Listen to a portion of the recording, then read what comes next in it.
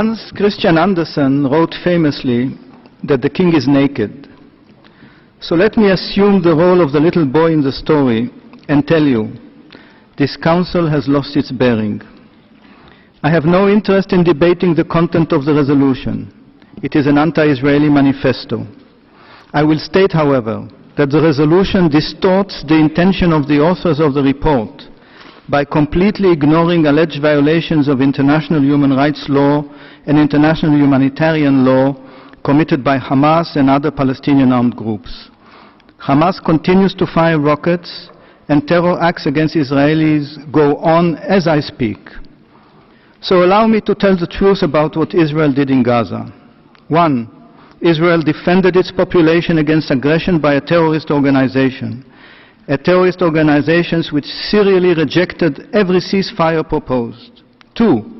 Israel went to extraordinary length to minimize the impact of the violence on Gaza's civilian population. It went to great lengths to warn the civilian population on impending strikes. 3. Israel is fully committed to investigating all alleged violations of the laws of armed conflict. Israel's investigative mechanism has already filtered close to 200 cases. Over 100 of these cases have been handed over to the military advocate general. 4. However, justice must be done first and foremost. The chair of the Commission of Inquiry has stated in her press conference that Israel has a robust system for investigating alleged violations. It must be allowed to complete its course. 5. Israel is carefully studying all reports on Operation Protective Edge, whatever their source, flaws, or bias. Mr. President, I believe these 5 points should satisfy any reasonable and fair demands of Israel.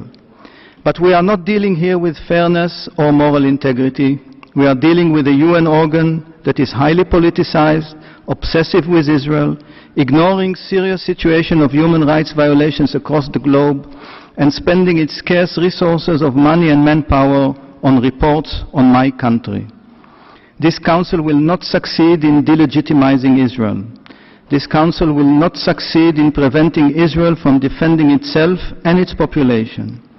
This council has failed to be a constructive player and promote rapprochement between Israelis and Palestinians. This council acts as an agent provocateur, feeding the flames, not extinguishing them.